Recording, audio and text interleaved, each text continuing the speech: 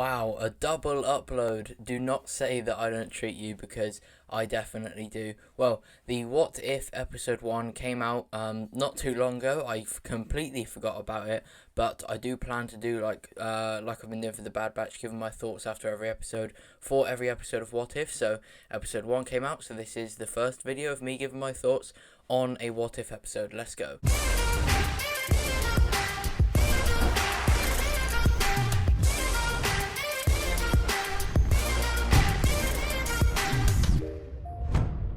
So, I have a decent amount to say about this episode, and I'm going to start with the bad before I go into the good, because there's probably more good than bad, so I want to get the bad out of the way. So, for starters, there wasn't enough Red Skull. He was extremely irrelevant throughout the whole of this, and I know this episode was about Peggy Carter and Steve, but still, I would have liked to have seen a bit more of Red Skull, how he reacted to like Peggy Carter becoming the super soldier or something like that. Maybe if Peggy came into contact with the Red Skull at some point, but no, we didn't really get any of him, which, like I said, I know this was more focused on Peggy and Steve, but I'm just saying I would have liked to have seen a bit more of Red Skull.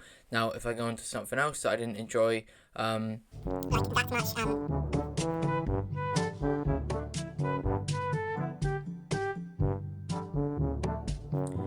I've completely forgotten what I was going to say. Either I went into this thinking that I had two things that I didn't like and I didn't, or I've just forgotten what it was. But I genuinely can't think of anything else that I wasn't too much of a fan of, other than the underuse of Red Skull. So if we go into the good, Peggy was incredible. She was so strong, definitely stronger than Steve Rogers. So I really do hope they do if they do like a part 2 to the Captain Carter story, I definitely think that would be really good, and I do hope they do that. Maybe if like season 1 just has the episode 1 of each story, and then say season 2 of What If does the next episode of each story, I think that would be really good, and then eventually they bring in new episode 1s of new stories, say. I think that would be a really good way for What If to keep going forever, because as we know, the way that What If episode 1 ended, it basically was just Peggy in Steve's position at the end of the first Avenger, about to be recruited by Nick Fury, basically. So I would love to see how Peggy would work in the Avengers, how the Battle of New York would have went if Peggy was there, because like I said, she's definitely stronger than Steve Rogers is Captain America, so that would be really cool to see. I really liked Howard Stark in this episode. I thought he was really good, definitely more enjoyable in this than in the first Avenger. I didn't have anything against him in the first Avenger, I just really liked him in this. Bucky was great in this too. I liked the train scene where Peggy lifted him up and threw him on top of the train. Obviously, Steve couldn't catch Bucky when he was falling. Two very different things, because Peggy only had to reach down and grab him. Steve couldn't reach Bucky, but it just shows for me that it just shows more of how Captain Carter is superior to Captain America when we first saw both of them. And also, Bucky saying, "We don't have all day," is obviously like a contrast to Steve's famous line, "I can do this all day," which is a really cool thing to add. But yeah, speaking of Steve, he was pretty good as well. I liked that Howard was nice enough to make a basically Iron Man suit for Steve. I thought that was really cool. Definitely a great way to utilize the Steve Rogers character in this story, despite him not being the super soldier. And yeah, I thought that was really cool the way that he made it. But yeah, I thought it was really cool the way they played with the Tesseract in this episode. Obviously, Peggy retrieved it with ease, and then they lost it again. I thought that was great. And then I don't know what that massive octopus was. I assume it's something from the comics, but it was pretty cool. And the way that they brought Peggy into the new age timeline, I guess, into the future, basically, was a fun way to do it through the Tesseract.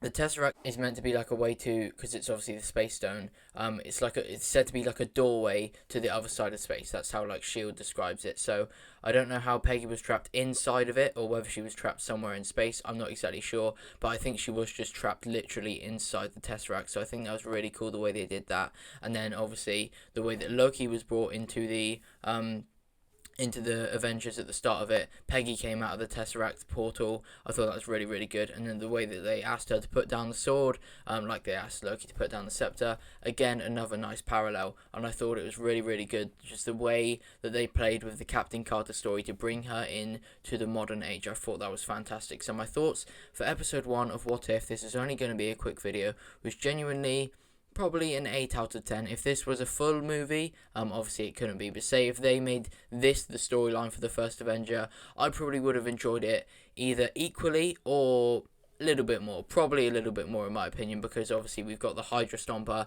and a super soldier, just double the amount of coolness. So yeah, I really enjoyed it. I can't wait for the next one, and I will be making sure that I drop a video on it. So again, this was only meant to be a short video. If you haven't seen my short video giving my thoughts on my first ever DC movie that I watched, being Batman Begins, you can check that one out. It wasn't posted too long ago. But yeah, that is all. What did you think about the What If episode 1? And yeah, see you in the next one. Thanks for watching. Please do subscribe if you are new. Notification bell on. Like the video if you enjoyed it, etc., etc. You know what to do. And goodbye.